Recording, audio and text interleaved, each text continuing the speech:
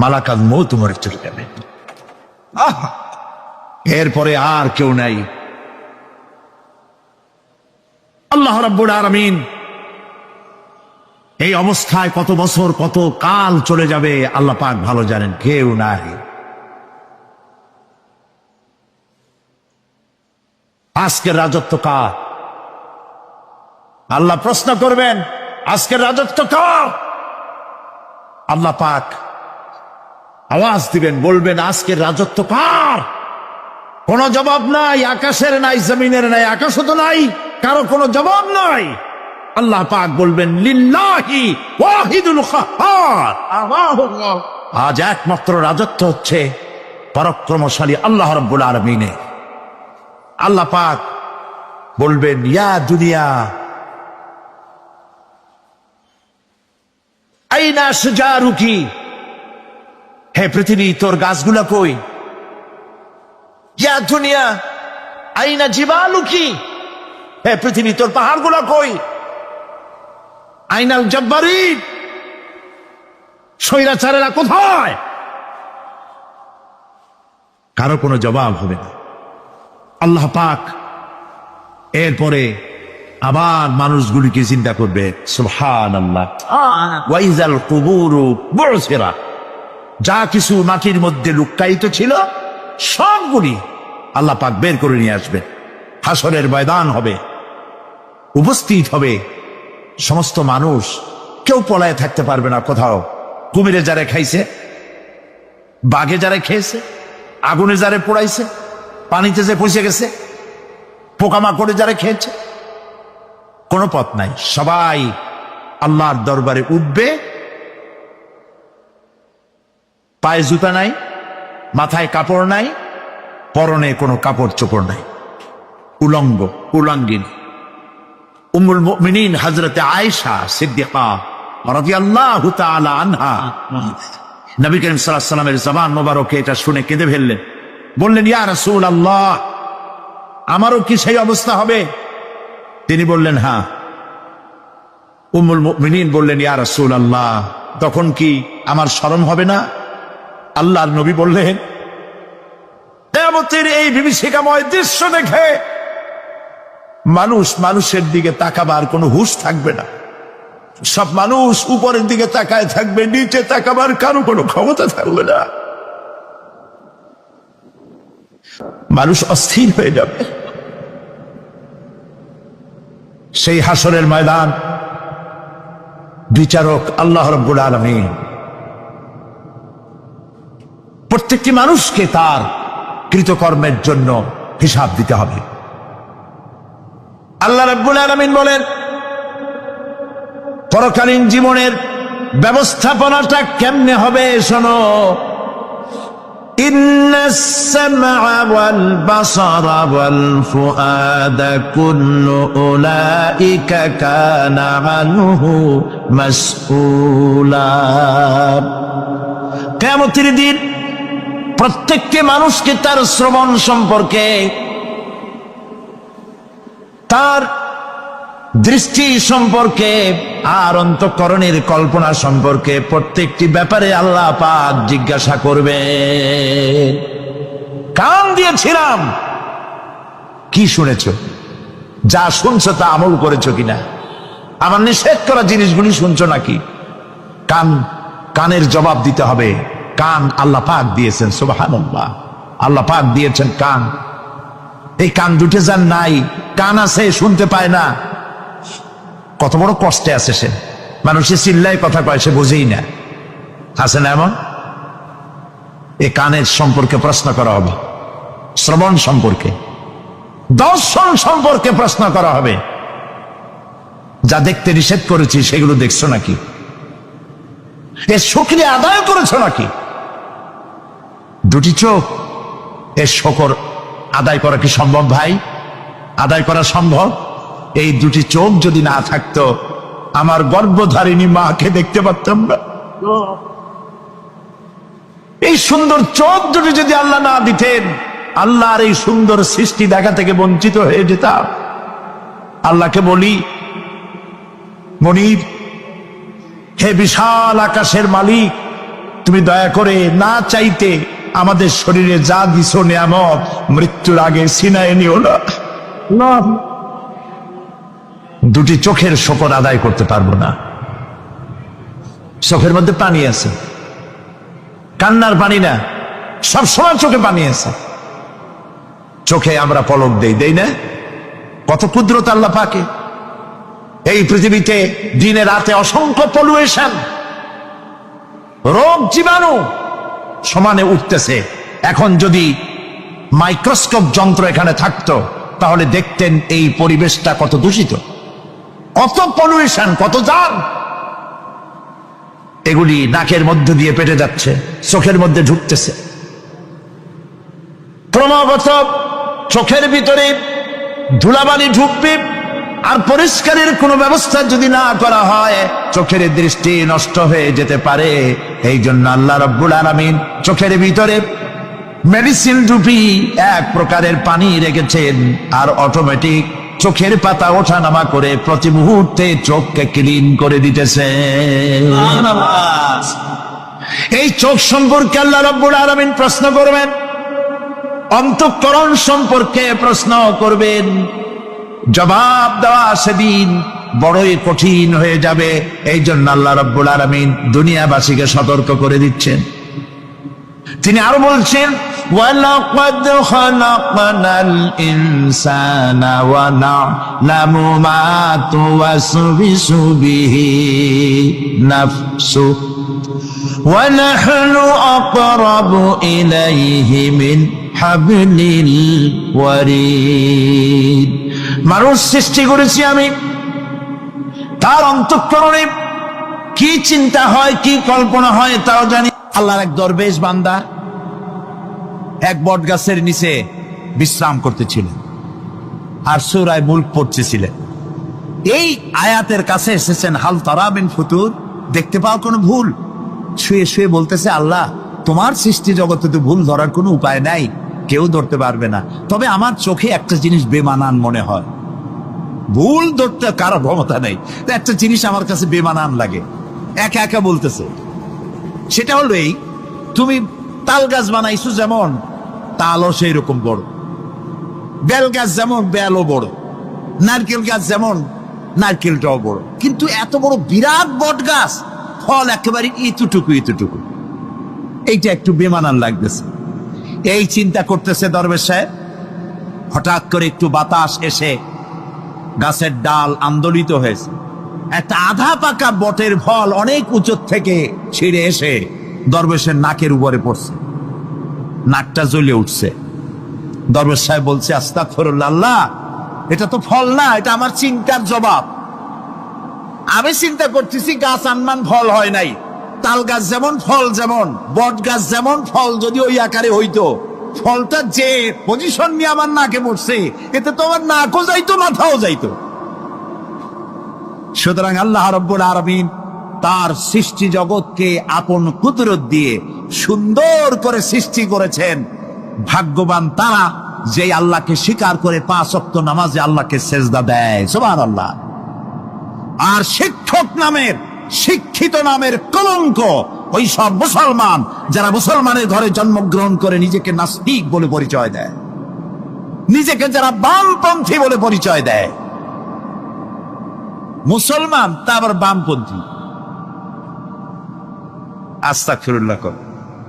কোরআনে কারিমে আল্লাহ তাআলা বলেছেন, আসহাবুল ইয়ামিন আসহাবুশ শিমাল, ডানপন্থী আর বামপন্থী। রাসূলুল্লাহ বলেছেন, বাম হাতে খায় শয়তান, তোমরা বাম হাতে খাবা না। বাম দিকের কামটাই শয়তানের, বাম দিকে কাম কার? জোরে বলেন। এই জন্য রাস্তা দিয়ে হাঁটবেন, ডান দিক দিয়ে হাঁটেন, কিছু খাইবেন ডান দিক দিয়ে খান, কিছু শুরু করবেন ডান দিক দিয়ে করেন। মুসলমানের কাজ সব ডান। ডানপন্থীদের নেতা পয়গম্বরেরা সব ডানপন্থীদের নেতৃত্ব দিয়ে আল্লাহ রাব্বুল আলামিন কিয়ামতের দিন ডানপন্থী দিয়ে নিয়ে আল্লাহর নবীরা জান্নাতে চলে যাবে। আর বামপন্থীদের নেতা শয়তান, বামপন্থীদেরকে শয়তানের নেতৃত্ব দিয়ে সবগুলিকে জাহান্নামে নিয়ে যাবে। এই জন্য দেখবেন বামপন্থীদের যত নেতা আছে, একটা নেতাও মসজিদে যায় না, নামাজ পড়ে না। প্রিয় ভাই, সব কপাল পোড়া না হলে কোন মুসলমানের সন্তান বামপন্থী আন্দোলন করতে পারে না। হতভাগ্য, নিকৃষ্ট, জঘন্য। আল্লাহ এদেরকে হেদায়েত করুন, বলেন আমিন। জোরে বলেন আমিন। ওরা নামাজে নাই, রোজায় নাই, আল্লাহ নাই, রসুলে নাই, পরকালে নাই, মক্কায় নাই, মদিনায় নাই, ঠিক কিনা? আল্লাহ হেদায়েত নসিব করুন, বলেন আমিন। তাহলে 3টি পুঁজির কথা বলেছিলাম। তার মধ্যে প্রথম পুঁজি হলো আল্লাহর কি বিশ্বাস করতে দেখি? অস্তিত্বকে বিশ্বাস করা। এই অস্তিত্বের উপরে আমি আর আলোচনা করতে চাই না। আমরা বিশ্বাস করি আল্লাহ আছেন, ঠিক না? আচ্ছা, এবার প্রশ্ন করি, আল্লাহ আছেন, কোথায় আছেন? আচ্ছা, বুঝতে পারছি আপনাদের মধ্যে ইখতিলাফ হয়ে গেছে। কেউ বলছেন সব জায়গায়, কেউ বলছেন আরশে, কেউ বলছেন আকাশে। আর যারা বেশি বুদ্ধিমান তারা কোনো জবাব দেন নাই, চিন্তা করছেন কোনটা কইয়ে কোন জ্বালায় পড়ি। আল্লাহ রাব্বুল আলামিন কোথায় আছেন সেই প্রশ্ন আল্লাহ কি করা দরকার? আল্লাহ আপনি কোথায় আছেন, এই প্রশ্ন আমরা করার আগে আল্লাহ রাব্বুল আলামিন কোরআনে কারীমের মধ্যে জবাব দিয়ে দিয়েছেন, আর রাহমানু আলাল আরশিস্তাওয়া। সুবহানাল্লাহ। আল্লাহ সব জায়গায় আছেন এ কথা ঠিক নয়। কেন ঠিক নয় সেটাও বুঝায় দেই। সব জায়গা বলতে তার মধ্যে তো টয়লেটও আছে। সব জায়গা বলতে আরো বহুত খারাপ জায়গা আছে, আমি সে জায়গাগুলির নাম নিলাম না। তাহলে আল্লাহ কি সেসব জায়গা আছেন? বলেন নাউজুবিল্লাহ। আল্লাহ নিজেই বলছেন আল্লাহ আছেন আরশিস্তাওয়া। আল্লাহ আছেন কোথায়? আরশে। আল্লাহ যে আরশে আছে সেই জন্যই তো মানুষেরা হাত উঁচু করে আল্লাহর কাছে, এরকম বলে যে উপরওয়ালা, বলে না, না নিচুওয়ালা বলে, সব জায়গাওয়ালা এরকম বলে, উপরওয়ালা বলে। আল্লাহ আছেন আরশে, কিন্তু প্রত্যেক রাতে তিনি প্রথম আকাশে আসেন। সুবহানাল্লাহ। বান্দাদেরকে ডাকার জন্য আসেন। আল্লাহ সর্বত্র জ্ঞান রাখেন। তার ইলমের মধ্যে এক চুল পরিমাণ জায়গা আকাশেও নাই, জমিনেও নাই যে আল্লাহ রাব্বুল আলামিন ওই জায়গাটুকুন সম্পর্কে তাৎক্ষণিকভাবে অবহিত নন। এমন এক চুল পরিমাণ জায়গা আকাশেও নাই, জমিনেও। এটাই হলো আল্লাহ সব জায়গার জ্ঞান, তার ইলমের মধ্যে সব তিনি জানেন। এ কথা একটি ছোট্ট আয়াতের মধ্যে এভাবে বলা হয়েছে, وَيَعْلَمُ مَا فِي الْبَرِّ وَالْبَحْرِ وَمَا تَسْقُطُ مِنْ وَرَقَةٍ إِلَّا يَعْلَمُهَا। এই পৃথিবীতে জমিনের ভিতরে কি হয়, সমুদ্রের অতল তলদেশে কি হয়, সব আমি জানি। এমনকি এই পৃথিবীর কোন একটি গাছের পাতা যদি পড়ে যায়, কোন দেশের কোন গাছের কোন পাতা পড়েছে সে খবর আমি আল্লাহর কাছে হয়ে যায়। এটি আমি বললাম, বানায় বললাম? এটি কোথায় আছে? তো আল্লাহ রাব্বুল আলামিন কোরআনে পরিষ্কার করে বলে যে একটা পাতার খবর যদি আল্লাহর কাছে হয়, তাহলে আমরা কোথায় কি করি তিনি টের পান না? অবশ্যই টের পান। এটি আমাদের মনে রাখতে হবে। তো আল্লাহ তাআলা, তার উপরে আমাদের বিশ্বাস হচ্ছে এই যে তিনি আরশে ইস্তাওয়া, আরশে আছেন, এবং তিনি না জানেন, না দেখেন এমন কিচ্ছু নাই, না শোনেন এমন কিচ্ছু নাই। এমনকি সমুদ্রের অতল তলদেশে ছোট্ট পাথরের ভিতরেও যদি একটি পোকা যদি পালায়ে থাকে, এমন পোকা যা মাইক্রোস্কোপ যন্ত্র ছাড়া দেখা যায় না, এমন একটি পোকা আটলান্টিক বা প্রশান্ত মহাসাগরের অতল তলদেশে থেকে যদি ক্ষুধার যন্ত্রণায় চিৎকার মারে, কেউ শোনে না। আরশের মালিক আল্লাহ রাব্বুল আলামিন বলেন আমি শুনতে পাই। সুতরাং তিনি সব শুনতে পান, তিনি দেখতে পান, এবং সবকিছু তার নলেজে আছে। এ হচ্ছে আল্লাহর অস্তিত্বে বিশ্বাস। 2 নম্বরে আল্লাহর সিফাতে বিশ্বাস। 2 নম্বরে কি বলেন? সিফাত মানে কি? গুণ। বলেন কি? গুণাবলীতে বিশ্বাস। আল্লাহর নাম আল্লাহ। বলেন তো, আল্লাহ নয়, কিন্তু আল্লাহ হচ্ছে অশুদ্ধ, শুদ্ধ হচ্ছে আল্লাহ। বলার সময় মুখটা গোল হয়ে যাবে। বলেন তো, সবাই উচ্চারণ করেন আল্লাহ। আবার বলেন আল্লাহ, আবার বলেন আল্লাহ। সুবহানাল্লাহ, কি মধুর নাম, কি মজার নাম। কোন বান্দা যদি অন্তরের অন্তঃস্থল থেকে একবার যদি বলে আল্লাহ, আল্লাহ রাব্বুল আলামিন 70 বার সাড়া দিয়ে জিজ্ঞেস করেন, বান্দা কি চাও আমি শুনছি। আল্লাহ হচ্ছে ইসমে জাত, আর সেবাতি নাম হচ্ছে বাকি 98টা নাম। মোট ওয়ালাহুল আসমাউ হুসনা, আল্লাহ তাআলা রয়েছে পবিত্র নাম, অনেক নাম, 99টা নাম। কয়টা নাম? আল্লাহ হচ্ছে ইসমে জাত। এই যে আমরা অনেক সময় খোদা বলি, খোদার কসম, খোদার কিরা, খোদা হাফেজ বলি না আমরা? এই খোদা শব্দ যতটা সম্ভব এই শব্দ উচ্চারণ থেকে বিরত থাকা উচিত, কারণ আল্লাহর 99 নামের মধ্যে খোদা বলে কোনো শব্দ নাই। কেউ যদি 10 লক্ষ বার খোদা বলে, একবার আল্লাহ বলার সমান হবে না, হবে না। কেমন খোদা বলে আল্লাহ নিজের নামকে পরিচিত করেন নাই। আল্লাহর নাম হচ্ছে আল্লাহ, আল্লাহর নাম কি? আর বাকি হলো গুণবাচক নাম। তিনি রব, তিনি রাজ্জাক, তিনি ওয়াদুদ, তিনি জব্বার, তিনি কাহ্হার, তিনি রহমান, তিনি রহিম। এরকম আছে না নাম? সব গুণবাচক নাম। এই আল্লাহকে বিশ্বাস করতে হবে। 1 নম্বরে তার অস্তিত্ব, তিনি আছেন। 2 নম্বরে গুণ সহকারে বিশ্বাস করতে হবে। আমরা পানিকে বিশ্বাস করি সে চুবাইয়া ডুবাইয়া মারতে পারে, এই হিসাবে বিশ্বাস করি, ঠিক না? আগুনকে বিশ্বাস করি সে পোড়ায় মারতে পারে। সাপকে বিশ্বাস করি সে দংশন করলে আমি মরে যেতে পারি, ঠিক কিনা? এইভাবে প্রত্যেকটা জিনিসের গুণ সহকারে তাকে বিশ্বাস করতে হয়। সেই জন্য আল্লাহকে আল্লাহ আছেন এইটা শেষ কথা নয়, তার গুণ সহকারে তাকে বিশ্বাস করতে হবে।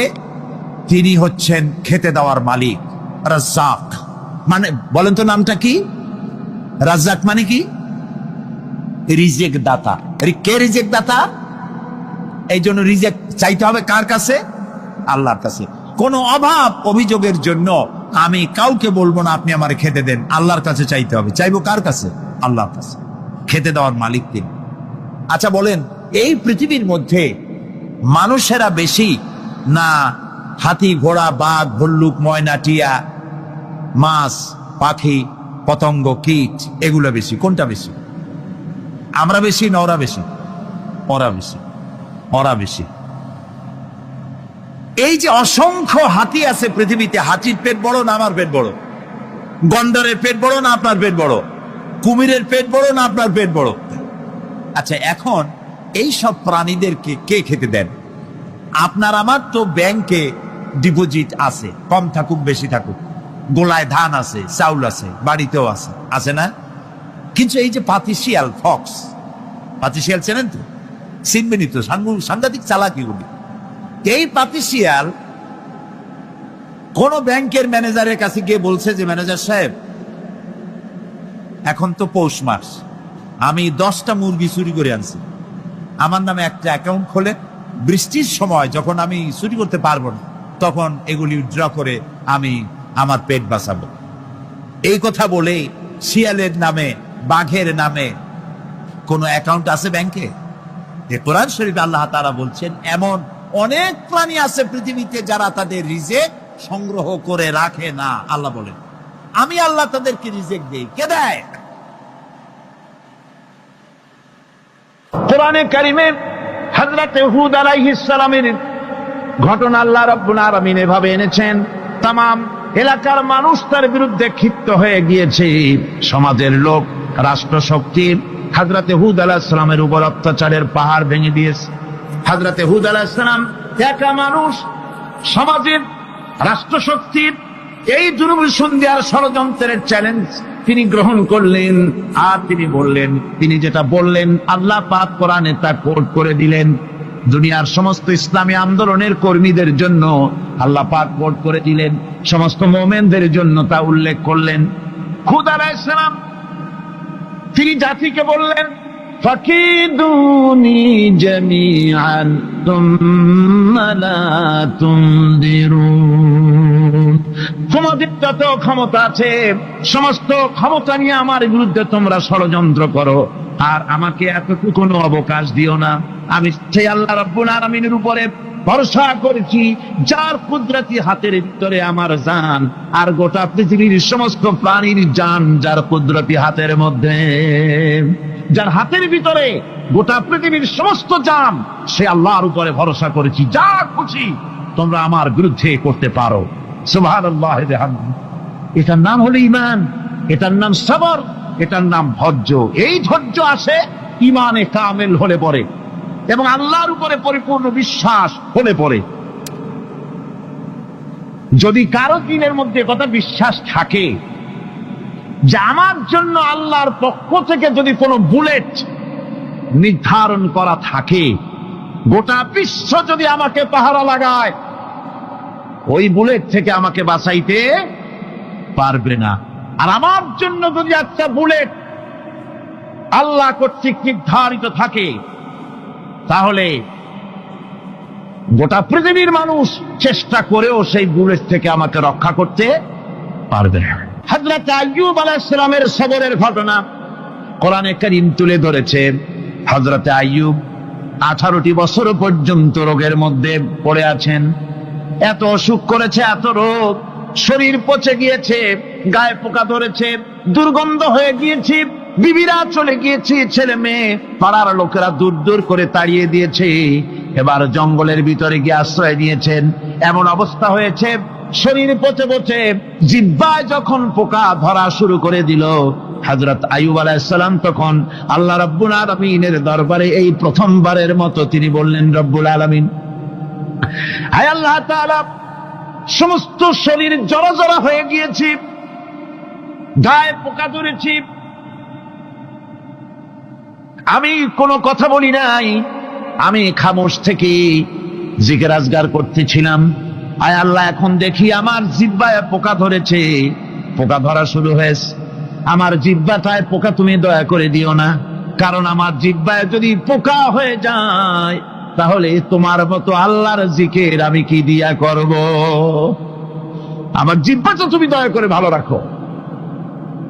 কোরআনে কারীম বলছি, وَأَيُّوبَ إِذْ نَادَى رَبَّهُ أَنِّي مَسَّنِيَ الضُّرُّ وَأَنْتَ أَرْحَمُ الراحمين। স্মরণ করো সেই সময়ের কথা যখন আইয়ুব তার রবকে ডেকে বলেছিল, আমি অসুস্থ আর তুমি তো রহমান রহিম, দয়াময়। ভাষাটা দেখেন কি সুন্দর। এর থেকে কি আল্লাহর আর কিছু বলা লাগে? আল্লাহ পাকের কাছে তিনি বলতেছেন, আল্লাহ আমি তো অসুস্থ, আমি তো অসুখ করেছে আমার, আর তুমি তো দয়াময় রহমান রহিম। এক অন্ধ, ঈদের দিন কত অন্ধই তো আসে খয়রাত করার জন্য, ভিক্ষা করার জন্য, চতুর্দিকে ভিক্ষা করতেছে অন্ধরা। এক অন্ধ ঈদের গেটের কাছে দাঁড়ায় বলতেছে, ভাইরা আজ হচ্ছে ঈদের দিন আর আমি কিছু দেখতে পাচ্ছি না। তো বেশি পয়সা পাইল, মানুষের দিন তার প্রতি আকৃষ্ট হয়ে গেছে। আরে কি কথা, আজ ঈদের দিন, সকলে আনন্দ করছে আর আমি কিছুই দেখতে পাচ্ছি না। সে কিন্তু কিছু চায় নাই। ভাষার ভিতরে, কথা বলার ভিতরে এ ধরনের টেকনিক আছে। হযরত আইয়ুব আলাইহিস সালাম বললেন না যে আল্লাহ আমারে মাফ করে দাও, কষ্টের মধ্যে আছি। তিনি শুধু বলেছেন, রব্বুল আলামিন, আমি অসুস্থ হয়ে পড়েছি, আমার অসুখ করেছে, আর তোমার নাম রহমান রহিম। এতটুকু কথা বলেছেন। আল্লাহ রাব্বুল আলামিনের দরজায়, তার দরবারে আইয়ুব আলাইহিস সালামের ডাক চলে গেছে। যায় নাই? কোন অসুবিধা আছে নাকি? কোন অসুবিধা নাই। পানির তলা দিয়া যদি কেউ ডাক দেয়, পাহাড়ের ভিতরে বসে যদি কেউ ডাক দেয়, আল্লাহ রাব্বুল আলামিন তা শুনতে পান। ইউনূস আলাইহিস সালাম মাছের পেটে বসে চিৎকার মেরেছিলেন, লা ইলাহা ইল্লা আনতা সুবহানাকা ইন্নী কুনতু মিনাজ জালিমিন। আমি তোমার পবিত্রতা ঘোষণা করছি, আমি তো জালিমদের অন্তর্ভুক্ত হয়ে গেছি। বাস এতটুকুন কথাই বলেছেন। আল্লাহ পাক বলছেন, ইউনূসের ডাক তো কেউ শোনে নাই, পানির মধ্যে কেউ শোনে নাই, জমিনের কেউ শোনে নাই, মহাশূন্যের কেউ শোনে নাই, কিন্তু মাছের পেটের ভেতরে থেকে গভীর অতল দরিয়ার তলদেশ থেকে মাছের পেটের ভিতরে বসে আমার ইউনুস যে ডাক দিল, ওই ডাক আমি আরশের মালিক আমি শুনতে পেয়েছি, আর সঙ্গে সঙ্গে জবাব দিয়েছি, ডাকের সাড়া দিলাম, বিপদ দিয়া বাঁচায় দিলাম।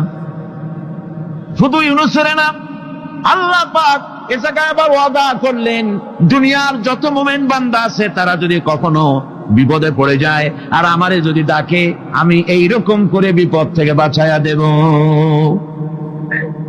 আইয়ুব আলাইহিস সালাম যখন আল্লাহ রাব্বুল আলামিনের কাছে ফরিয়াদ করলেন, আল্লাহ পাক তখন বলছেন, কোরআনে কারীম বলছে, ফাস্তাজাবনা লাহু, আমি আইয়ুবের দোয়া কবুল করে নিলাম। শুধু তার পরিবার বর্গই দিলাম না, বরং আরো কিছু নিয়ামত আমি তাকে দান করে দিলাম।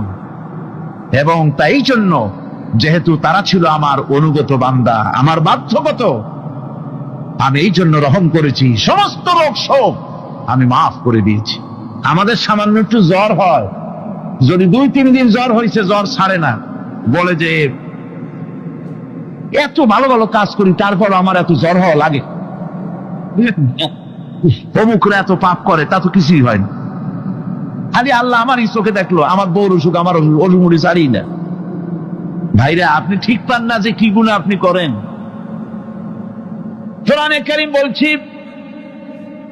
ওয়ামা আসাবাকুম মিন মুসিবাতিন ফাবিমা কাসাবাত আইদিকুম ওয়া ইয়াফু আন কাসীর। যত বিপদ তোমাদের উপর আছে সব দুই হাতের কামাই করা, আর আমি তো অনেকগুলো ক্ষমা করে দেই। তোমরা যত পাপ করো, আকাম করো, সবগুলির শাস্তি যদি দুনিয়ায় দিতাম, সাহস করার সময় পেতে না। অসুখ হলেই অধৈর্য হয়ে যেও না, ধৈর্য ধরো। আল্লাহ পাক বলেন, শুধু আইয়ুব নয়, ওয়া ইসমাঈল ওয়া ইদরিস ওয়া যাল কিফলি কুল্লুম মিনাস সাবিরিন। এইভাবে করে ইসমাঈল, ইদ্রিস, জুলকিফল সবাই ছিল ধৈর্যশীল। জোরে বলেন সুবহানাল্লাহ। ধৈর্যের চরম পরাকাষ্ঠা ছিলেন তিনি। কোরআনে কারীম নবীদের এই কথাগুলি আমাদের শোনাচ্ছেন। হযরত ইয়াকুব আলাইহিস সালাম কলিজার টুকরা সন্তান হযরত ইউসুফ আলাইহিস সালামের জন্য তার মনটা পাগল ছিল। এত সুন্দর করে আল্লাহ তারে বানাইছিলেন, এত তিনি ছিলেন সৌন্দর্যের পিরামিড, যারা দেখলে চোখ ফিরানো যায় না, এমন সুন্দর সুপুরুষ যারা দেখি সেই যুগের সুন্দরী যুবতী মেয়েরা রূপের মোহে পড়ে নিজেদের আঙ্গুলগুলি কেটে ফেলে দিয়েছিল। রূপের মোহে এমন অবশ হয়ে গেছে, আঙ্গুল কেটেছে, হাত কেটেছে, টের পায় নাই। আবার ভুল বুঝবেন না, দুনিয়ার সেরা সুন্দর পুরুষ ইউসুফ আলাইহিস সালাম, তা কিন্তু রাসূলের চাইতে বেশি নয়। হযরত উম্মুল মুমিনিন আয়েশা রাদিয়াল্লাহু তাআলা আনহা তিনি বলেছেন, যেই সব সুন্দরী রমণীরা ইউসুফ আলাইহিস সালামকে দেখে রূপের মোহে পড়ে নিজেদের আঙ্গুলগুলো কেটে ফেলেছিল, ওরা যদি আমার হাবিবকে দেখতো, ওরা যদি আল্লাহ রাসূলকে দেখতো, তাহলে হাত কাটতে কাটতে কোন ফাঁকে যে কলিজা কেটে ফেলে দিত, ওরা টের পেত না। আবার বন্ধুগণ, হযরত আইয়ুব আলাইহিস সালাম সন্তানের মায়া, অন্যান্য ভাইরা হিংসায় পড়ে গেল, তারা নিয়ে তাকে কুয়ায় ফেলে দিল। সেখান থেকে তারা একটা ছাগল বা কোনো পশু জবাহ করে তার রক্ত মাখাইয়া জামা এনে হাজির করে দিল হযরত ইয়াকুব আলাইহিস সালামের সামনে, যে তারে নিয়ে খেলা করতে গিয়েছিলাম, আমরা খেলায় লিপ্ত ছিলাম, বাগে খাইয়া ফেলাইছে। এগুলি কি গপ্প? এগুলি কি কোরআন? আল্লাহ পাক শোনাচ্ছেন, বিশ্ববাসীকে শোনাইছেন। সূরা ইউসুফের চাইতে এত সুন্দর উপাখ্যান গোটা পৃথিবীতে আর নাই। সুবহানাল্লাহ। অনেকে ইউসুফ জুলাইখার কেসা খুব মজা করে পড়ে, ফুর্তি করে, প্রেমের গল্প পড়ে। এটা কোনো প্রেমের গল্প নয়। ইউসুফ আলাইহিস সালাম, জুলাইখা ইউসুফ আলাইহিস সালামের জন্য কাঁদতে কাঁদতে চোখ কানা হয়ে গেছে। এরপর ইউসুফ আলাইহিস সালাম জুলাইখারে পাওয়ার জন্য পাগল হয়ে গেছে। নাউজুবিল্লাহ, এটা হয়নি কখনো। তিনি আল্লাহর পয়গম্বর। আর আল্লাহ কেমনে তারে বাঁচিয়েছেন? যখন জুলাইখা ঘরের ভিতরে সুন্দর করে যৌন উন্মাদনামূলক চিত্র অঙ্কিত করে ঘরের মধ্যে আটকায় দিয়েছে, তালা লাগায় দিয়েছে, আর নিজে যৌন উদ্দীপক কাপড় চোপড় পরেছে না পরার মতোই। সে যুগের সুন্দরী মেয়ে জুলাইখা। তার কুপ্রবৃত্তিকে চরিতার্থ করার জন্য আহ্বান করা হয়েছে। হযরত ইউসুফ আলাইহিস সালাম লক্ষ্য করে দেখলেন এমন জায়গা, এখান থেকে পালাবার তো পথ নাই, দরজা বন্ধ করে দিয়েছেন। তিনি শুধু তখন কেবলমাত্র আল্লাহ রাব্বুল আলামিনকে ভয় করলেন। আল্লাহকে ভয় করে আল্লাহর নাম নিয়ে যখন তালাবদ্ধ দরজার দিকে দৌড় দিয়েছেন, আল্লাহ রাব্বুল আলামিন আপন কুদরতে তালাগুলি খুলে দরজা তার জন্য উন্মুক্ত করে দিলেন। ইউসুফ আলাইহিস সালামকে ফালাই দিয়ে এভাবে করে কাপড় এনে দিল তার সামনে, রক্তমাখা কাপড় পেয়ে হযরত ইয়াকুব আলাইহিস সালাম সন্তানদের মুখে কাহিনী শুনে তিনি কি বললেন? কোরআনে কারীম তা কোট করেছে। তিনি চিক দিলেন না, ফাল দিলেন না, ফিট হয়ে পড়লেন না। তিনি বললেন, কলিজার টুকরা সন্তান তার মরার খবর শুনেছেন। তিনি বললেন কি? ফাসাবরুন জামিলুন ওয়াল্লাহুল মুস্তাআনু আলা মা তাসিফুন। আমি উত্তম সবর অবলম্বন করব। তোমরা যে কাহিনী রচনা করেছো এর বেলায় আমি আল্লাহর কাছে সাহায্য চাই। আমি উত্তম সবর অবলম্বন করব। আমার ভাইয়েরা, 11 ভাই মনে করেছিল ইউসুফ আলাইহিস সালামকে মরণ কুয়ায় ফালাই দিছি। তারা তো ঠিক পায় নাই এটা মরণ কুয়া না, এটা হচ্ছে একটা সুড়ঙ্গ, যাকে ইংরেজিতে বলে টানেল। এটা এমন একটা সুড়ঙ্গ, ওরা মনে করেছে মরণ কুয়া, কিন্তু আল্লাহ রাব্বুল আলামিন এই কুয়াতে এমন বানালেন, ওরা একদিকে ফালাই দিল মরণ কুয়ায়, এ কুয়ার আর এক মুখ দিয়া আল্লাহ রাব্বুল আলামিন ইউসুফ আলাইহিস সালামকে নিয়ে মিশরের সিংহাসনে বসায়া দিলেন। এটা মরণ কুয়া নয়, এটা রাজ সিংহাসনে বসার সুড়ঙ্গ পথ। ইউসুফ আলাইহিস সালাম আজ প্রেসিডেন্ট, সুবহানাল্লাহ, প্রেসিডেন্ট হয়ে বসে আছেন। ওদিকে কেনানে অভাব লেগে গেছে, সেখানকার মানুষেরা সাহায্য নিতে এসেছে। ওই 11 ভাইও আসছে। হযরত ইউসুফ আলাইহিস সালাম দেখেই চিনে ফেলেছে। ওরা কিন্তু তখনও ঠিক পায় নাই। হযরত ইউসুফ আলাইহিস সালাম চিনে ফেলেছেন। এখন কি করা উচিত? সবগুলোকে ঠ্যাং উপরের দিকে উঠাইয়া তারপরে সমানে ধোলাই দেওয়াই তো স্বাভাবিক ছিল, আমাদের মতো মানুষ হইলে, ঠিক কিনা? ঠিক তো বলবেনি, অভ্যাস তো এটাই। হযরত ইউসুফ আলাইহিস সালাম তাদের সামনে পরিচয় দিলেন। তারা যখন বুঝতে পারল, লজ্জায় তাদের মাথা হেট হয়ে গেল।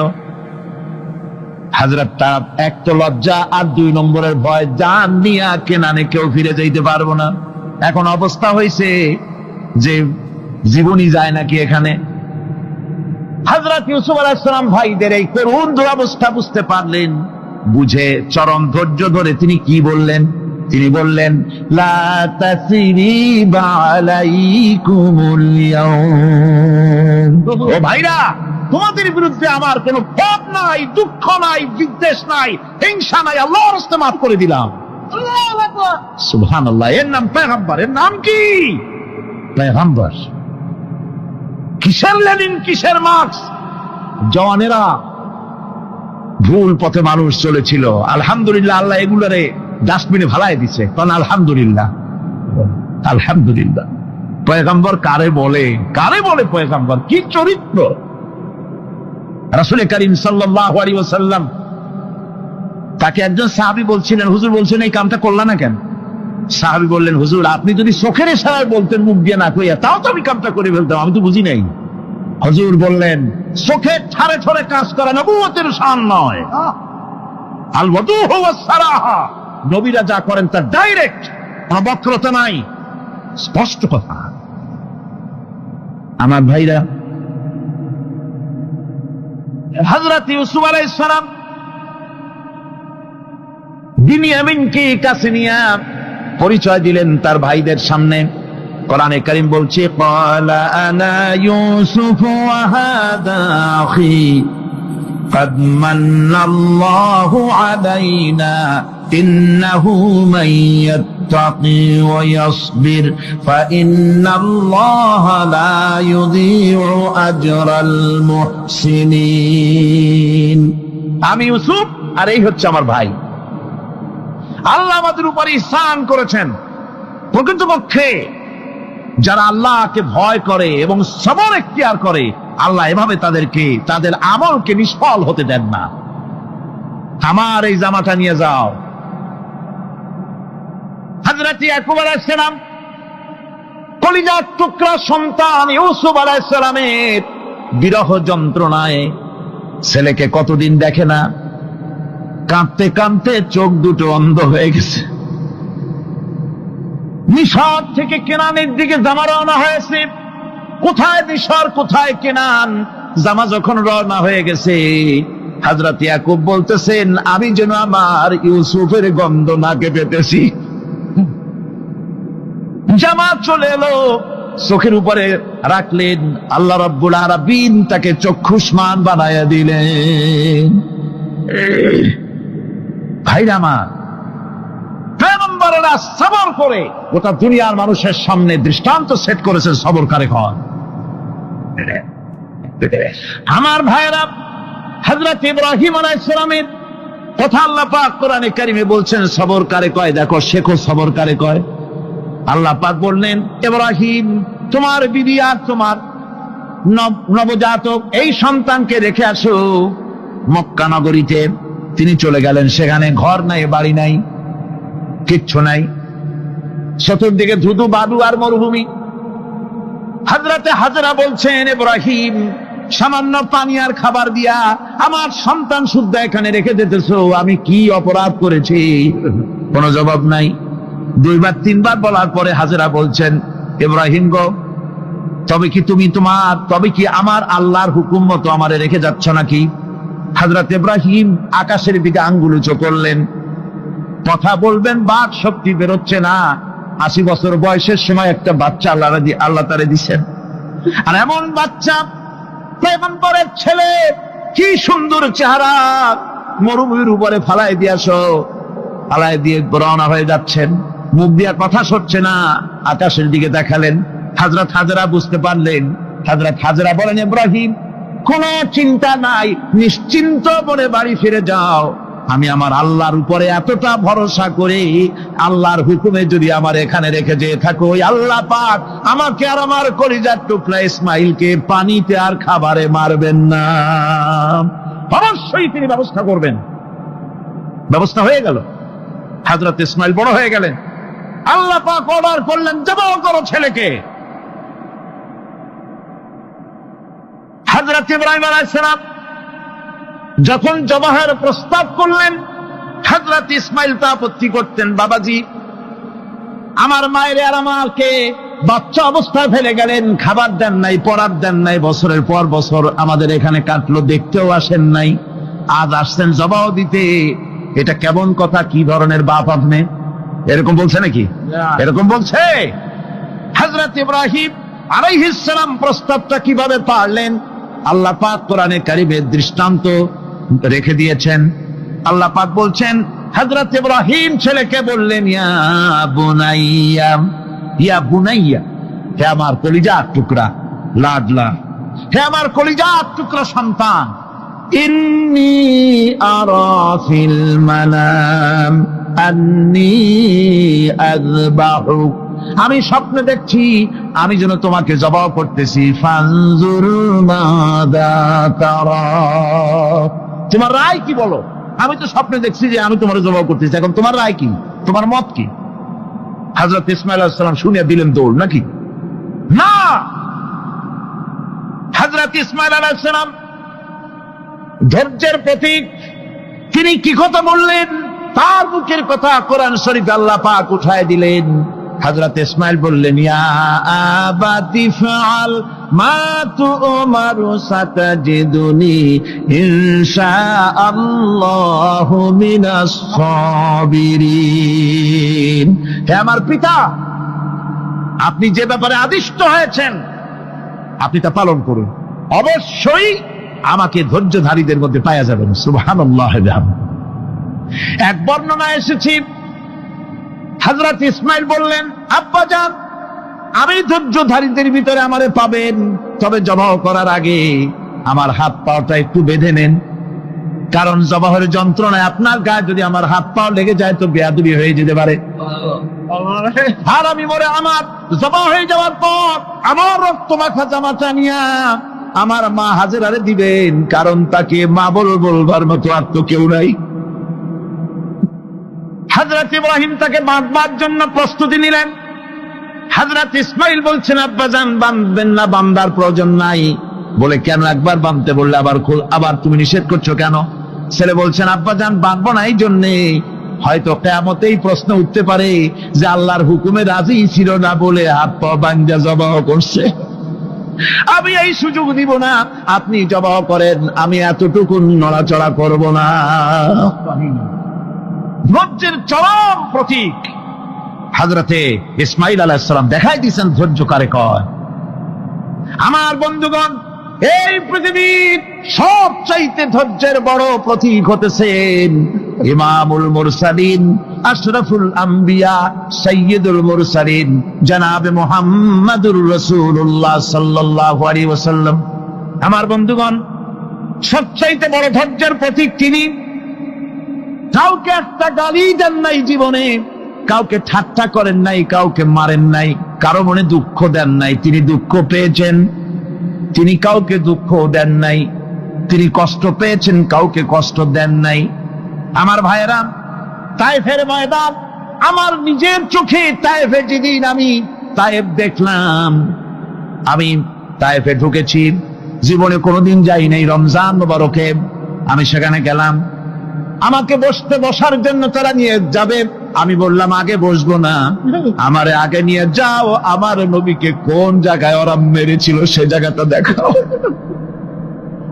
তায়েফের সেই গলিতে যখন আমি গিয়েছি, দুই দিকে পাহাড় দাঁড়ানো, তায়েফের লোক আমার সাথে ছিল, তারা বলল, এই জায়গাটা প্রথম যেখানে চতুর্দিক থেকে নবীজিকে পাথর মারছিল আর আল্লাহর নবী বেহুশ হয়ে পড়ে গিয়েছিলেন। 3টা দিন না খাওয়া, হযরতে খাদিজা নাই, আবু তালিব নাই, মক্কায় জায়গা নাই পা রাখার। নবীজি 3টা দিন ঘুরলেন। নেতারা বলল, তুমি যদি নবী হবে তো এতিম হলে কেন? আল্লাহ নবী বানাবার জন্য কি একটা ধনী মানুষ পায় না? তোমার মতো এতিম আর গরিবের নবী বানাইলো কেন?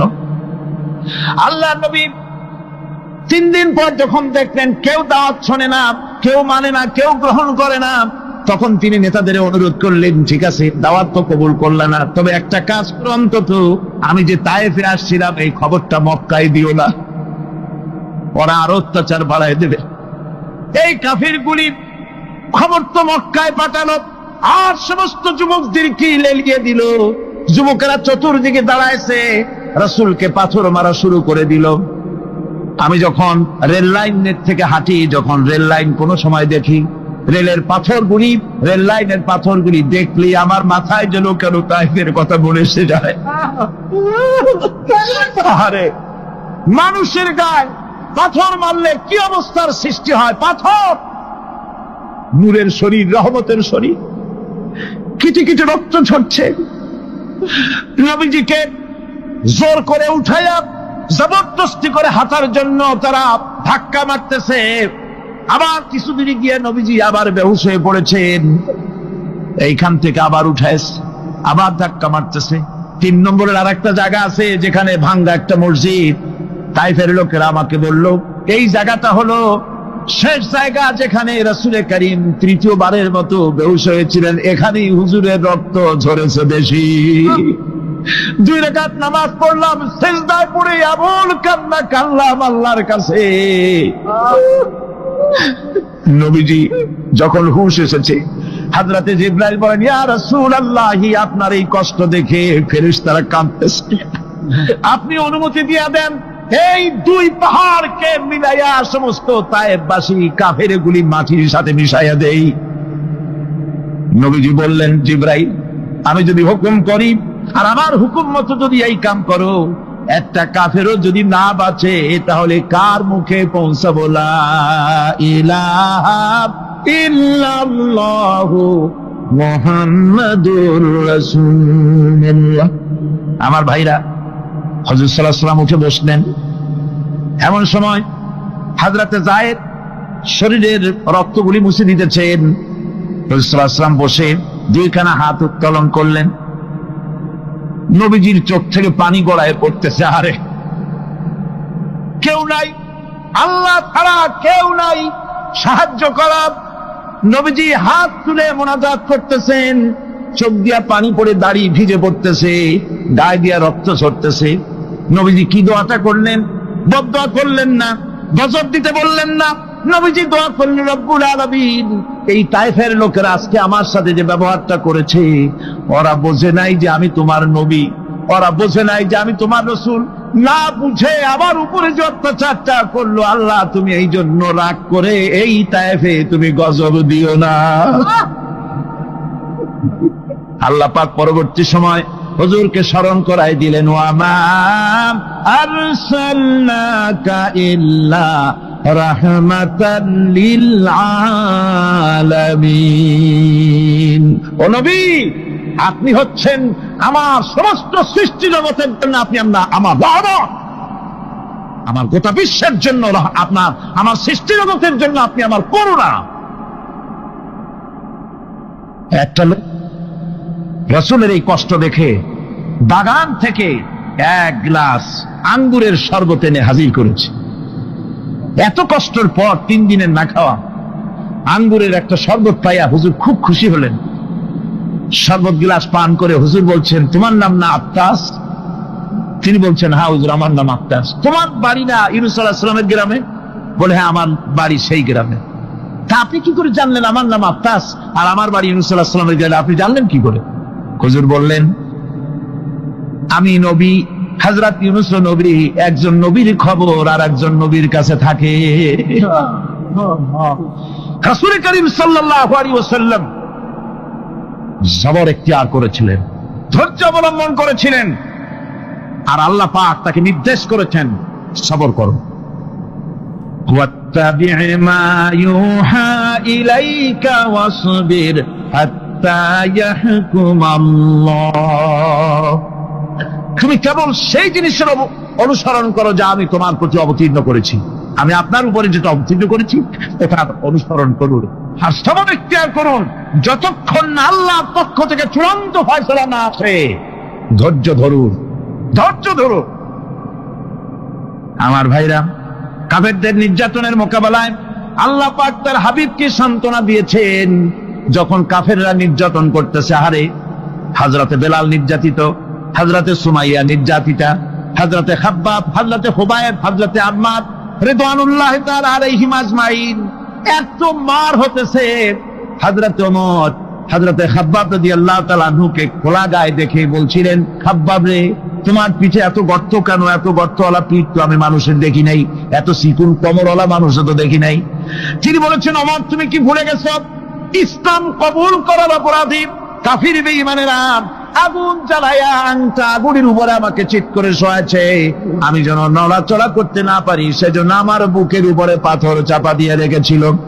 গায়ের চর্বি আর রক্ত গলে গলে পড়ে আগুন নিবেছে, আর আগুন গোশত পুড়ে যে পিঠের মধ্যে প্রবেশ করেছিল আজও পর্যন্ত পিঠের সেই গর্ত সেরে যায় নাই।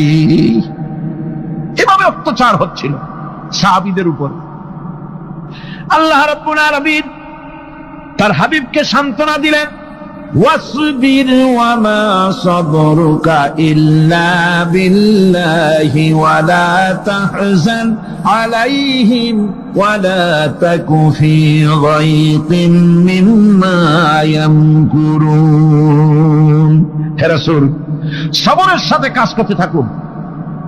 আপনার এই সবরের তৌফিক তো আল্লাহই দিয়েছেন, আর ওদের সমস্ত ষড়যন্ত্র ওদের অপকৌশলে আপনি দুঃখিত হবেন না, চিন্তা করবেন না, ভারাক্রান্ত হবেন না। কেমন বাড়ে সাহস! আরে কোন মন্ত্রী ছাতা মাতা না, কোন প্রেসিডেন্ট রাজা বাদশা না, আকাশ আর জমিনের মালিক আমার আল্লাহ রাব্বুল আলামিন বলছেন, হাবিব কোন চিন্তা নাই, আপনি আমার চোখের সামনে।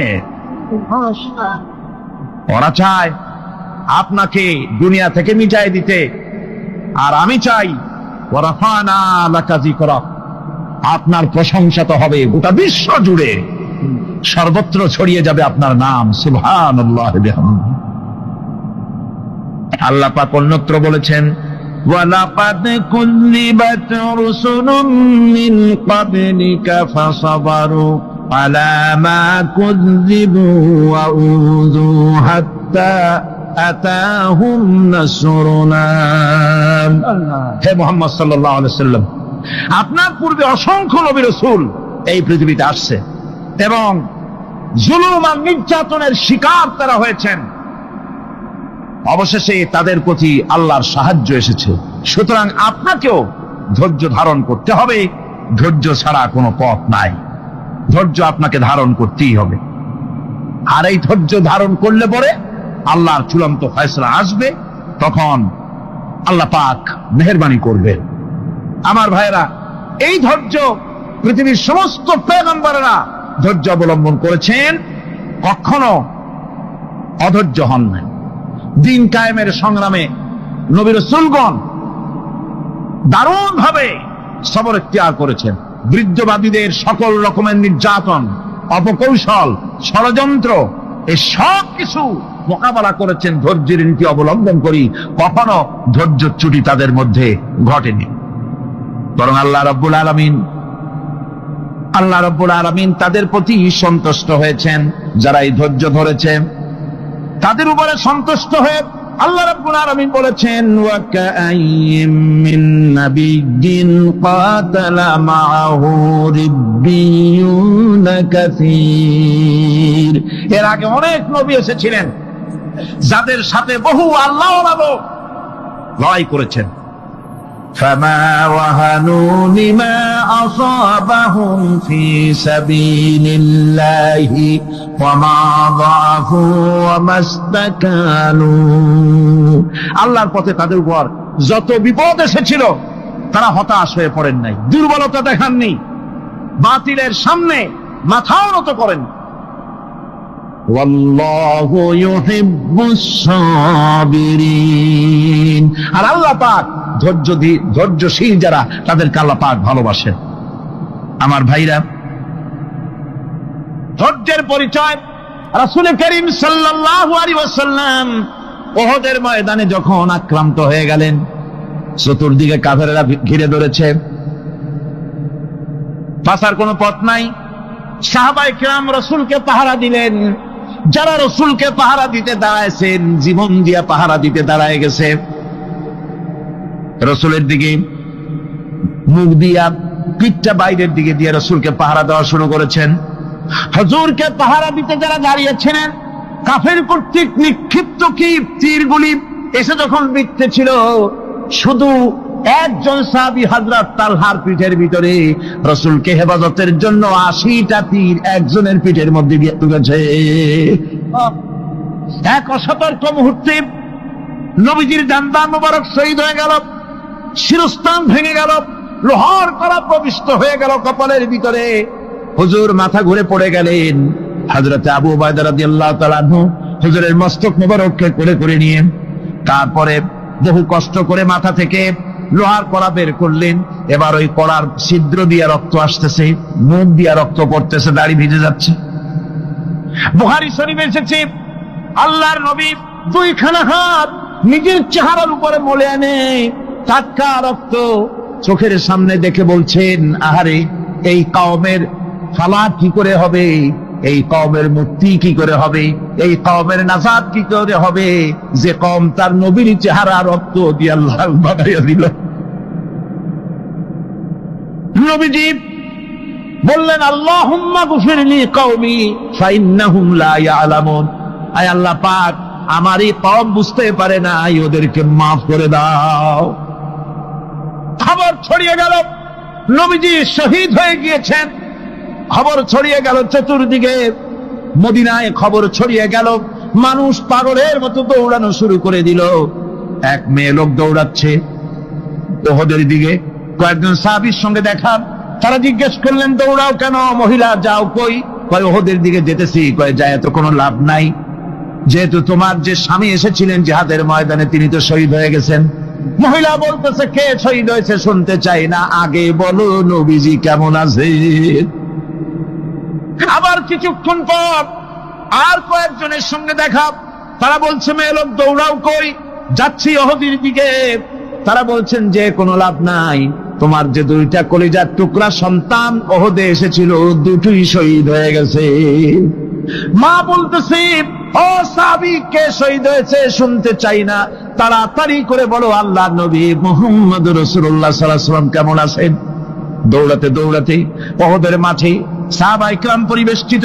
আল্লাহর নবীর কাছে গিয়ে হুজুরের জীবিত চেহারা মোবারকের দিকে তাকায়া মেয়ে লোকটি কাঁদতেছে আর বলতেছে, ইয়া রাসূলুল্লাহ, আমার স্বামী মরা শোক, আমার কলিজার টুকরা দুইটা সন্তান মরা শোক আমার কলিজা থেকে মুছে গেছে, আপনি বেঁচে আছেন তামাম মুসলমানদের চাইতে বড় সান্ত্বনার রায়। ভাইরা আমার, রাসূল করিম সাল্লাল্লাহু আলাইহি ওয়াসাল্লাম এভাবে করে ধৈর্যের পরিচয় দিয়েছেন। গালাগালি দেন নাই, রাগ করেন নাই, বদদোয়া করেন নাই। সুবহানাল্লাহ কোন, সুবহানাল্লাহ।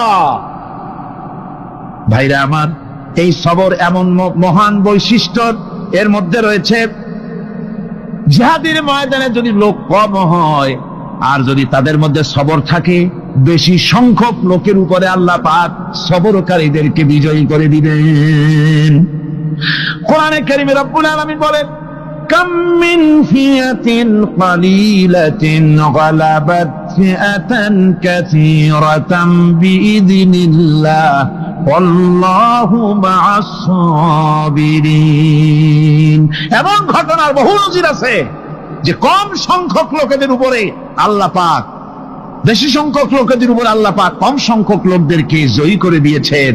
আল্লাহু মা'আস সাবিরিন, আর আল্লাহ আছে ধৈর্যশালীদের সাথে। আল্লাহ আছে কাদের সাথে?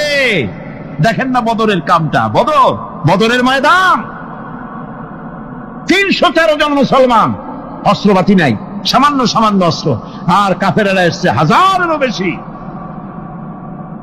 আমার বন্ধুগণ, ধৈর্য কত বড় কাম দিল, ধৈর্য ধারণ করেছেন তারা, আল্লাহর উপরে ভরসা করেছেন। আল্লাহ রাব্বুল আলামিন অস্ত্রের কাজ কি দিয়া করায় দিলেন। একজন সাহাবী এসে বলছেন, হুজুর, জিহাদের ময়দান, ইসলামের প্রথম জিহাদ, আমার কাছে তো অস্ত্র নাই, মেহেরবানি করে একটা অস্ত্র আমারে দেন, আমি লাফায় পড়ি জিহাদের মধ্যে। হুজুর বলেন, অস্ত্র তো আমার কাছে নাই, দিবটা কি? সাহাবী বলছেন, হুজুর, অস্ত্র না থাকে যা পারেন তাই দেন, আপনার হাত দিয়ে যা দিবেন আমি দাঁড়ায় থাকতে পারবো না, জিহাদে আমাকে শরীক হতেই হবে। নবীজি কাছে পেলেন একখানা শুকনা খেজুরের ডালখানা তুলে সাহাবীর হাতে তুলে দিলেন। সাহাবী বলেন, রাসূলের হাতের দেওয়া শুকনা খেজুরের ডালটা নিয়ে আমি যখন কাফেরদের ভিড়ের মধ্যে ঝাঁপায় পড়ে যখন শুকনা খেজুরের ডাল দিয়ে আঘাত দিলাম, তখন ধারালো তরবারে দিয়ে আঘাত করলে যে কাম হয়, শুকনা খেজুরের ডালের আঘাতে কাফের দ্বিখণ্ডিত হয়ে জমিনে পড়ে গেল। ভাইরা আমার, আল্লাহ রাব্বুল আলামিন সবর যারা করে, সংখ্যা যদি কম হয়, আল্লাহ পাক তাদেরকে বিজয়ী করে দেবেন, এই ওয়াদা আল্লাহ রাব্বুল আলামিন করেছেন। এই সবরের গুণ ছাড়া জান্নাতেও প্রবেশ করা যাবে না, সবর যদি না থাকে বেহেশতে যাওয়া যাবে না। ভালো করে মনে রাখেন, আল্লাহ পাক বলছেন, আম্মা হাসিবতুম আন তাদখুলুল জান্নাতা ওয়া লাম্মা ইয়া'লামিল্লাহুল্লাযীনা জাহাদু মিনকুম ওয়া ইয়া'লামাস সাবিরিন। তোমরা কি মনে করেছো এমনি বেহেশতে চলে যাবা? এটা কি মামু বাড়ির আবদার নাকি? এমনি বেহেশতে চলে যাবা? অথচ আল্লাহ রাব্বুল আলামিন এখনো দেখেন নেননি যে তোমাদের মধ্যে কারা জিহাদ করতে প্রস্তুত, কারা তোমাদের মধ্যে জিহাদ করে জান দেওয়ার জন্য প্রস্তুত, আর কারা ধৈর্যধারী, এটা তো আল্লাহ এখনো দেখে নেন নাই। সুতরাং হক এবং বাতিলের সংগ্রামে লিপ্ত হতে হবে। আল্লাহ দেখতে চান কারা জীবন দিতে চায়। সুতরাং ইসলামী আন্দোলনে যারা শরীক হবে তাদের বিপদ এবং মুসিবত দিয়ে আল্লাহ রাব্বুল আলামিন তাদের সাহসিকতা এবং ধৈর্যের পরীক্ষা নিবেন। কোরআনে কারীম বলছেন, وَلَنَبْلُوَنَّكُمْ حَتَّى نَعْلَمَ الْمُجَاهِدِينَ مِنكُمْ وَالصَّابِرِينَ وَنَبْلُوَ أَخْبَارَكُمْ। অবশ্যই আমি তোমাদেরকে পরীক্ষার সম্মুখীন করব, আর তোমাদের মধ্যে সত্যিকার মুজাহিদ, দৃঢ়তা অবলম্বনকারী কারা, আমি তা দেখব। এটা যেন আমি দেখে নিতে পারি, সেই জন্য আমি বিপদ এবং মুসিবতের মধ্যে তোমাদের ফেলবো। ধৈর্যধারীদের উপরে আমার রহমত অবশ্যই থাকবে। খবর এমন এক সম্পদ যা ধারণ করলে পরে আল্লাহ রাব্বুল আলামিন রাষ্ট্রীয় ক্ষমতা দান করে দেন। কোন সুবহানাল্লাহ, জোরে কোন সুবহানাল্লাহ।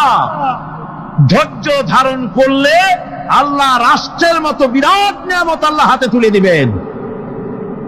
তার প্রমাণ কোরআন শরীফ আল্লাহ বলছেন, বনি ইসরাইলরা মিশর থেকে যখন বহিষ্কার হয়ে গেল, তাদের যখন পা রাখার কোনো জায়গা থাকলো না, বনি ইসরাইলরা মিশর থেকে যখন বহিষ্কার হয়ে গেল, এরপরে আল্লাহ পাক তারা যখন ধৈর্য অবলম্বন করলো, আল্লাহ পাক তাদের ব্যাপারে বলছেন, ওয়া আওরাসনাল কওমাল্লাযীনা কানু ইউসতাদআফুনা মাশারিকাল আরদি ওয়া মাগারিবা আল্লাতী বারাকনা ফিহা। আর তাদের স্থলে আমি নির্যাতিত লোকদেরকে প্রতিষ্ঠিত করলাম। পশ্চিম এবং উত্তরের তাদেরকে আমি পশ্চিম এবং পশ্চিম এবং পূর্বের উত্তরাধিকারী তাদেরকে বানায় দিলাম। বিরাট এলাকা তাদের হাতে আমি তুলে দিলাম। ওয়া তাম্মাত কালিমাতু রাব্বিকাল হুসনা আলা বানি ইসরাঈলা বিমা সাবারু। আর এভাবে করে আল্লাহ পাক তার কথাকে পূর্ণ করলেন বনি ইসরাইলদের উপরে। সবর এখতিয়ার করার জন্য, ধৈর্য ধরার কারণে আল্লাহ পাক রাষ্ট্রের মালিক তাদের বানায় দিলেন। যেরকম সুবহানাল্লাহ। সবর যদি করা হয়, তো যুদ্ধ যদি বাদে, যদি জাহাজ শুরু হয়ে যায়, আল্লাহ পাক বলেছেন ফেরেশতা দিয়ে সাহায্য করবে। যদি সবর থাকে, তোমাদের সবর থাকলে আল্লাহ কি দিয়ে সাহায্য করবেন? ফেরেশতা। কোরআনে কারীম বলছি, বালা ইন তাসবিরু ওয়া তাত্তাকু ওয়া ইয়াতুকুম মিন ফাওরিহিম হাদা ইউমদিদুকুম রাব্বুকুম বিখামসাতি আলাফিন মিনাল মালাইকাতি মুসাউমিন। হ্যাঁ, তোমরা যদি ধৈর্য অবলম্বন করো আর আল্লাহকে ভয় করে চলো, তাহলে এক্ষুনি আল্লাহ রাব্বুল আলামিন তোমাদের জন্য কাতারে কাতারে শৃঙ্খলাবদ্ধ 10,000 ফেরেশতা দিয়ে তোমাদেরকে সাহায্য করবেন। সুবহানাল্লাহ। তোমাদেরকে ফেরেশতা দিয়ে সাহায্য করা হবে। তোমরা যদি সবর এখতিয়ার করো, তাহলে সংখ্যা যদি কম হয়, বেশি সংখ্যার উপরে জয়ী করে দেব। ইয়াকুম মিনকুম 20 সাবিরুনা ইয়াগলিবু মিয়াতাইন। যদি তোমাদের ভিতরে ধৈর্যশীল 20 জন হয়, আমি 200 কাফেরের বিরুদ্ধে তোমাদেরকে জয়ী করে দেব। সুবহানাল্লাহ। তোমরা যদি হও ধৈর্যশীল 200, কি কয় 20 জন, 200 কাফেরের উপরে তোমরা জয়যুক্ত হয়ে যাবে। আর বিপদ আর মুসিবতে যারা ধৈর্য ধরে, তাদের জন্য আল্লাহর পক্ষ থেকে সুসংবাদ। সুসংবাদ কাদের জন্য?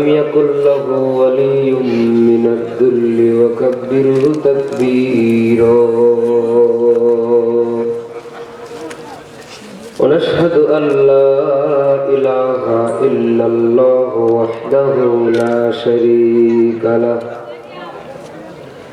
ونشهد أن سيدنا وسندنا وحبيبنا وطبيبنا ومولانا محمد صلى الله عليه وعلى آله وأصحابه وبارك وسلم.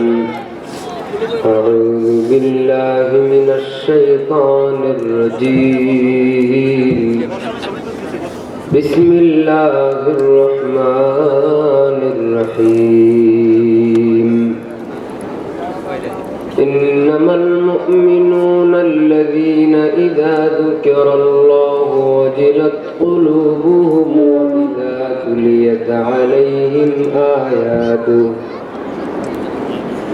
وإذا تليت عليهم آياته زادتهم إيمانا وعلى ربهم يتوكلون صدق الله المولانا العظيم قال النبي صلى الله عليه وسلم من قرأ حرفا من كتاب الله فله حسنة والحسنة بعشر أمثالها أو كما قال النبي عليه الصلاة والسلام رب اشرح لي صدري ويسر لي أمري واحلل عقدة من لساني يفقه قولي رب يسر ولا تعسر وتمم علينا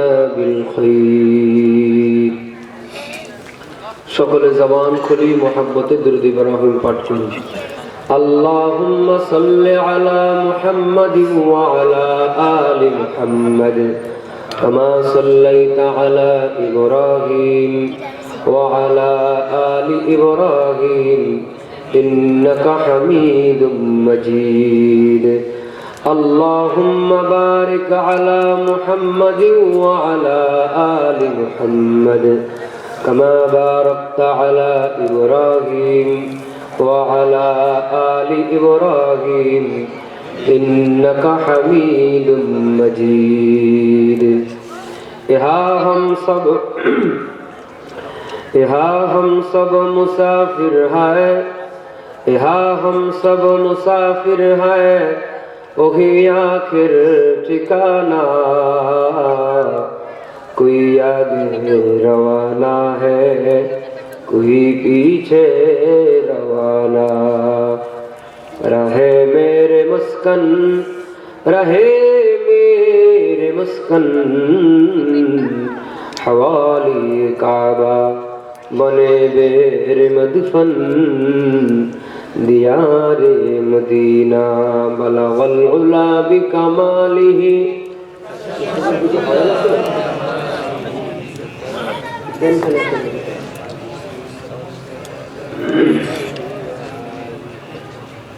আসবে মরণ কখন কোথায় কারো জানা নাই আসবে মরণ কখন কোথায় কারো জানা নাই জানাজার নামাজের আগে নামাজ পড়ো ভাই জানাজার নামাজের আগে নামাজ পড়ো ভাই তোমার জানাজার নামাজের আগে নামাজ পড়ো ভাই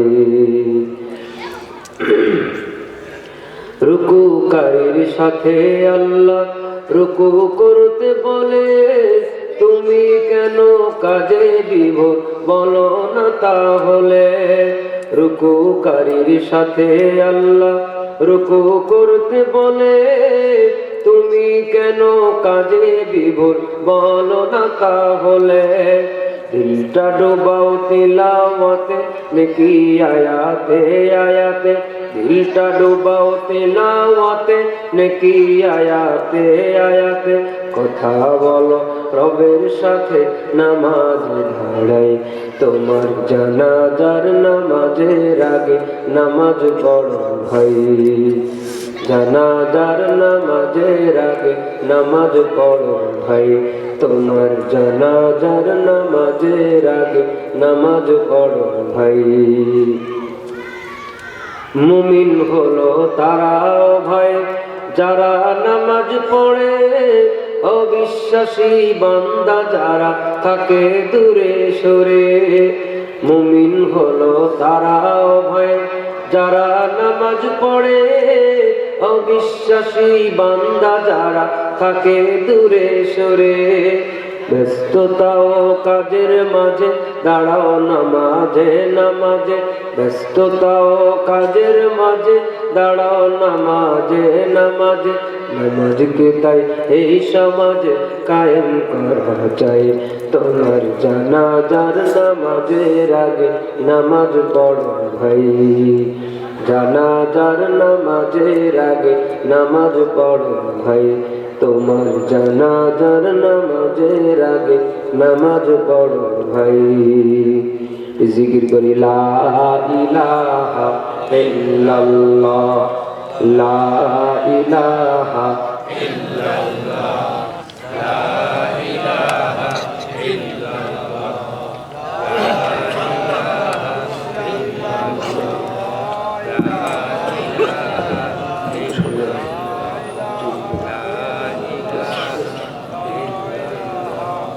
লা ইলাহা ইল্লাল্লাহ লা ইলাহা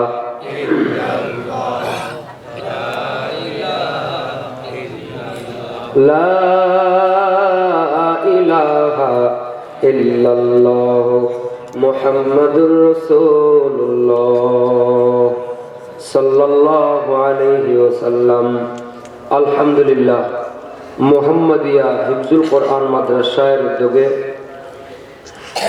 13তম বার্ষিক ওয়াজ মাহফিল, আজকের এই মুবারক মাহফিলের সম্মানিত সভাপতি জনাব আলহাজ মোহাম্মদ আবু বকর সিদ্দিক, বিশিষ্ট সমাজসেবক, মাহফিলের বিশেষ বক্তা হাফেজ হযরত মাওলানা মুফতি ফুরকান আহমদ সাহেব দামাত বরকাতুহুম, মাহফিলের আরো অন্যান্য অতিথিবৃন্দ, এলাকার গণ্যমান্য ব্যক্তিবর্গ, জাতির শ্রেষ্ঠ সন্তান হযরত উলামায়ে কেরাম, তোলাবায়ে আযম, বিভিন্ন স্থান থেকে আগত দিনদার পরহেজগার মুসলমান ভাই বাবাজিরা, কচিকাঁচা শিশুরা, তরুণ যুবক ভাইরা, পর্দার আড়ালে অবস্থানরতা পরম শ্রদ্ধের মা এবং বোনেরা, মাইকের আওয়াজ যত দূরে যায়, যে যেখান থেকে শুনছেন, সবার কাছে জানতে চাই, শীতের আবহাওয়ার মাঝে দুনিয়ার বিভিন্ন কাজকাম থেকে বিরত রেখে এই ময়দানকে জান্নাতের বাগান বানিয়ে এই গভীর রজনী পর্যন্ত আমাদেরকে এখানে আসার, ঠান্ডার মধ্যে বসে থাকার তৌফিক দান করেছেন কে? আল্লাহ। সকলে মহাব্বতে আরেকবার বলি কে? শুকরিয়া আদায় করার দরকার আছে না নাই? মনের সবটুকু ভক্তি আবেগ উজাড় করে আসমান জমিন প্রকম্পিত করে মুসলমানের মতো আওয়াজ দিয়ে সকলে বলি আলহামদুলিল্লাহ। একবার বলি আল্লাহু আকবার, নারে তাকবীর, হাত উঁচা করে বলি নারে তাকবীর। কোরআন সুন্নাহর আলো, কোরআন আছে যেখানে, নারে তাকবীর। আমরা যারা বসে আছি, যাদের সামনে ফাঁকা আছে, একটু নড়াচড়া দিই।